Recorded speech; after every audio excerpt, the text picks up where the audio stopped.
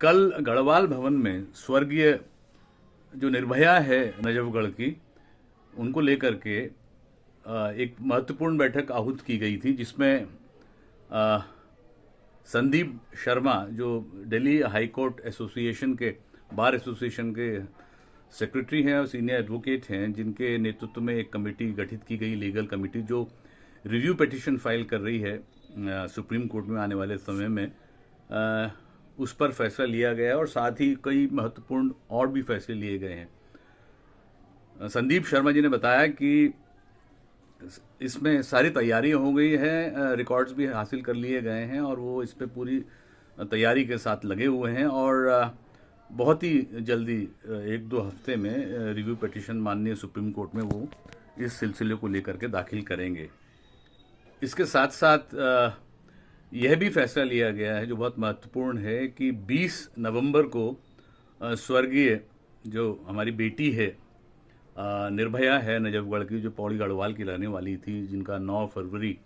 2012 को जिनकी नृशंस हत्या कर दी गई थी, गैंगरेप उनके साथ हुआ था और बहुत ही विभत्स तरीके से उन्हें मौत के घाट उतारा गया 3 क्रिमिनल्स द्वारा, दरिंदों द्वारा, जिन्हें अनफॉर्चुनेटली सुप्रीम कोर्ट के जजमेंट में छोड़ दिया गया है। उसके खिलाफ जस्टिस फॉर किरण नेगी के नारे के साथ 9 तारीख को नवंबर ठीक 9 बजे पूरे देश भर में ये अपील की जाएगी कि उनके नाम से एक दीपक जलाएं, ताकि किरण नेगी को जस्टिस मिल सके, अंकिता भंडारी को जस्टिस मिल सके और पूरे देश का जो आवाम है जो इसके प्रति चिंतित है, वो अपनी आवाज़ को शांतिपूर्ण तरीके से इस सिंबॉलिक प्रोटेस्ट के जरिए बुलंद कर सके पूरे देश भर के पैमाने पर। इसके अलावा और भी फैसले लिए गए हैं। उत्तराखंड के मुख्यमंत्री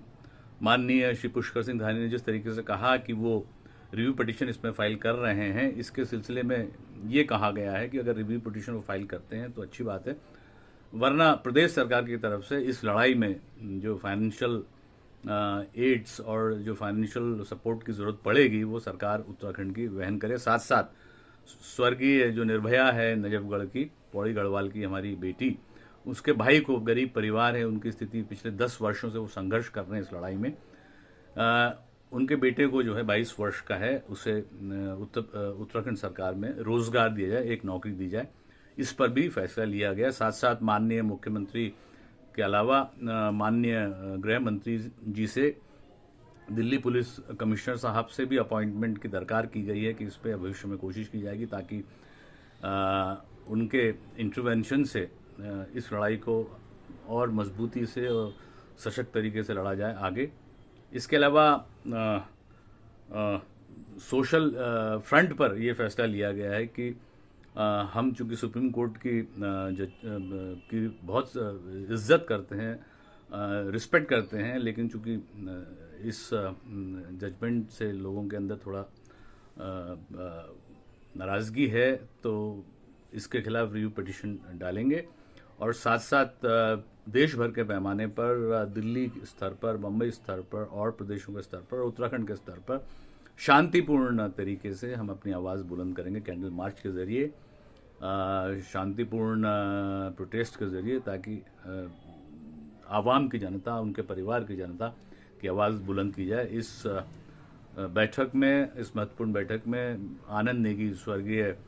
किरण नेगी के पिताजी भी उपस्थित थे, उनकी माँ भी उपस्थित थी, जिन्होंने पिछले 10 वर्षों से इस लड़ाई को अंजाम तक पहुंचाने की कोशिश की, लेकिन अंततोगत्वा उन्हें निराशा हाथ लगी। एक बार पुनः इस अपील के साथ कि 20 नवंबर को पूरे देश भर के पैमाने पर हर घर में एक दिया justice for Kiran Negi, justice for Ankita Bhandari और justice for distressed women of the country के नाम पर दिया जलाएंगे और इस मुहिम को आगे बढ़ाएंगे। जय हिंद, जय भारत। मैं सुनील नेगी, अध्यक्ष उत्तराखंड पत्रकार फोरम। नमस्कार।